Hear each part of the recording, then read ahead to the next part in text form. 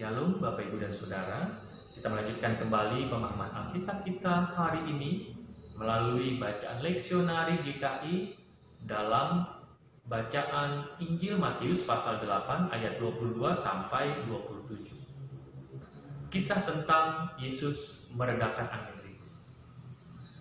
Bapak Ibu dan Saudara, gangguan kecemasan bisa dialami oleh semua orang. Hampir oleh semua orang. Gangguan kecemasan dalam bentuk yang ringan bisa berupa perasaan gugup. Misalnya ketika kita diminta untuk menyampaikan kata sambutan di tengah-tengah orang banyak. Kita merasa gugup, bentuk kecemasan yang ringan. Atau juga rasa takut. Ketika rasa takut hasil dari mekanisme pertahanan diri, gitu ya, yang hal yang wajar ya. Ketika kita hampir mengalami suatu musibah atau bahaya. Misalnya ketika kita sedang berkendaraan, hampir saja kita menabrak sesuatu atau kita menyerempet sesuatu atau kita hampir jatuh. Ada perasaan takut. Itu hal yang wajar. Namun ada orang-orang yang mengalami kekhawatiran bahkan pada tingkat yang lebih dalam. Reaksi fisiknya bisa ketika mereka panik, ketika hampir saja mengalami satu bahaya, dia tidak mengontrol dirinya karena begitu ketakutan. Kemudian pada tahap tertentu bisa sampai sulit tidur, bahkan sulit bernapas atau sesak napas, dan dalam bentuk yang lain-lain. Nah, Bapak Ibu, dalam hal ini kita tidak akan membahas lebih jauh soal bentuk-bentuk kecemasan, itu bagian ilmu psikologi, begitu ya Bapak Ibu. Namun di sini kita akan membicarakan tentang bagaimana seorang percaya, seorang yang beriman kepada Kristus dapat mengatasi gangguan-gangguan kecemasan yang ditimbulkan oleh situasi yang dihadapi saat ini.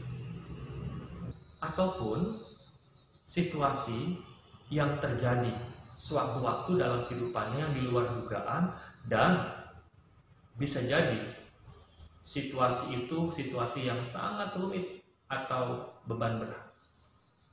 Bagaimana seorang yang beriman mengatasi kecemasannya? Mari kita melihat bacaan kita dalam perikop kita ini. Di sini diceritakan bagaimana Yesus saat itu bersama murid-muridnya di tengah pelayaran di Danau Galilea atau Danau Genesaret. Lalu di tengah-tengah pelayaran itu sekonyong-konyong mereka mengalami amukan angin ribut di danau itu. Sehingga perahu itu ditimbus gelombang. Tetapi Yesus tidur. Catat dulu ya Bapak Ibu. Ketika perahu itu di tengah-tengah terpaan gelombang, di tengah-tengah terpaan angin kencang, ditimbus gelombang, artinya gelombang itu sudah masuk dalam perahu. Tapi Yesus tidur. Pada saat itu, murid-murid di sini dikatakan mereka heboh, mereka panik, dan mereka membangunkan Yesus. Tuhan, tolonglah, kita binasa. Perkataan kita binasa mengindikasikan bagaimana kepanikan mereka, ketakutan mereka menghadapi situasi itu. Jadi bukannya kecemasan yang dalam bentuk tingkat ringan, tetapi kecemasan dalam bentuk yang lebih dalam, mempengaruhi cara pandang mereka, cara pikir mereka, dan menghambat kemampuan mereka. Di ayat 24 tadi, ketika perahu itu ditimbus gelombang, sedangkan Yesus tidur. Pertanyaannya adalah, apakah Yesus tidak sadar akan situasi itu? Sedemikian lelahnyakah Yesus sehingga dia tidak lagi memperhatikan murid-muridnya di sekitarnya, situasi yang sedang dialami murid-muridnya. Bahkan begitu nyenyakkah Yesus tidur sehingga tidak merasakan tubuhnya basah juga oleh siraman-siraman air danau itu. Bapak Ibu dan Saudara, kita yakin Yesus tahu. Bapak Ibu, biasanya kalau kita tidur, seseorang yang tidur yang sulit dibangunkan, biasanya kalau dibangunkan biasa nggak bangun, diguyur air langsung bangun. Nah, Bapak Ibu, kita bisa melihat di sini, apakah Yesus sebegitunya, sebegitu tidak pekanya, sehingga dia tidak terbangun untuk bersama-sama para murid mengatasi situasi itu.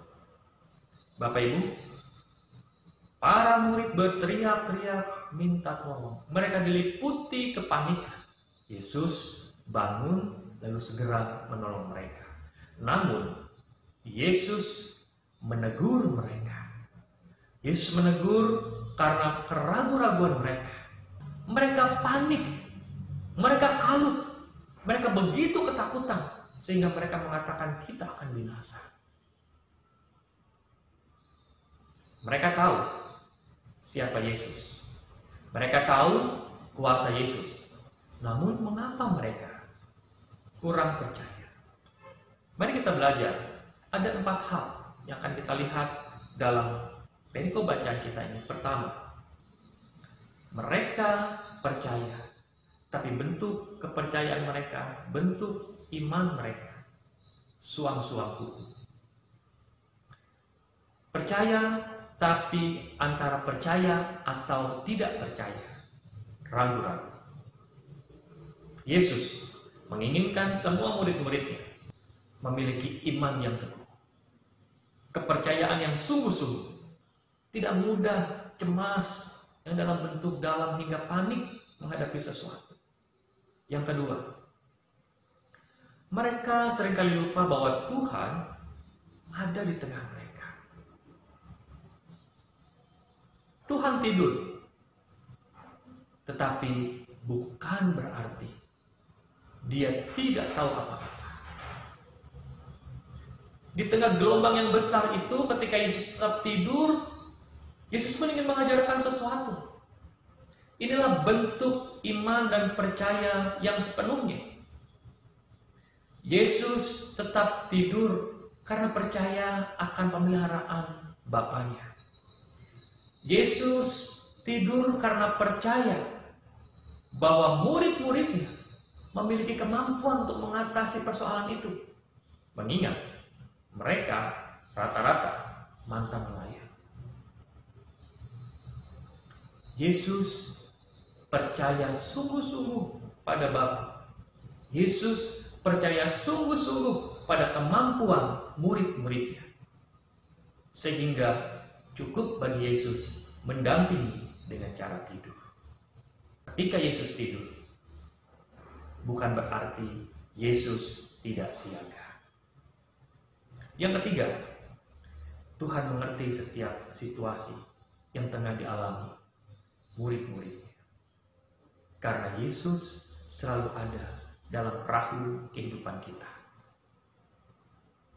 Yesus akan siap menolong ketika kita tidak mampu mengatasi situasi kita. Dengan rasa percaya yang sungguh-sungguh kita mengerjakan bagian kita. Kita berjuang menghadapi badai kehidupan. Kita berjuang mengalami gelombang pasang yang hampir menenggelamkan perahu kehidupan kita. Tapi kita tidak dibiarkan sendiri. Yesus siap menyelamatkan kita tepat pada waktunya. Dia tidak membiarkan kita berjalan sendiri. Dia membiarkan bukan berarti dia tidak peduli. Dia membiarkan kita karena dia percaya pada kemampuan kita. Dia membiarkan kita agar kita juga semakin kuat, semakin tangguh, semakin terampil menghadapi setiap situasi kehidupan yang kita alami. Yang keempat, bagi orang-orang yang bertumbuh dalam kedewasaan iman, mereka tidak mudah mengeluh menghadapi situasi yang berat sekalipun. Karena mereka tahu, meski saat itu mereka sedang banting tulang, berjuang menghadapi situasi yang mereka hadapi. Mereka percaya bahwa Tuhan memberikan mereka kekuatan. Mereka percaya ketika Tuhan mengizinkan segala sesuatu terjadi, Tuhan tahu batas kemampuan. Tuhan tahu kita bisa mengatasi. Tuhan siap untuk menolong. Mereka tahu bahwa Tuhan tidak pernah tertidur.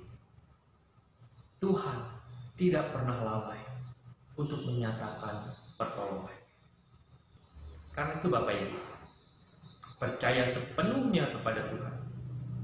Trust itu sebuah keputusan. Kita percaya pada pasangan kita karena kita tahu dia dapat dipercaya untuk menjaga kekudusan. Kita percaya dia setia pada kita, sehingga ketika pasangan kita pergi kemanapun, bertemu dengan siapapun, kita tidak pernah ragu pada kesetiaan. Kita percaya dengan sungguh-sungguh pada anak-anak kita, karena kita tahu mereka dapat dipercaya, meskipun mereka anak-anak. Namun bukan berarti mereka tidak bisa membawa diri, asal kita mengajarkan kebenaran kepada mereka. Ketika kita percaya pada orang-orang di sekitar kita, membuat diri kita tenang, membuat juga orang yang kita beri kepercayaan juga tenang, karena tidak merasa dicurigai. Itulah pentingnya kita memberi rasa percaya yang sepenuhnya.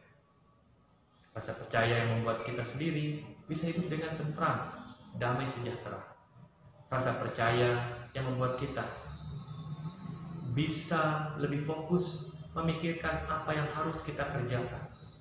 Rasa percaya yang sepenuhnya membuat kita lebih percaya diri untuk berani menghadapi setiap tantangan. Rasa percaya yang sepenuhnya menolong kita untuk memikirkan hal-hal positif dan kreatif untuk mengatasi setiap masalah kehidupan kita. Kiranya Tuhan memberkati. Amin.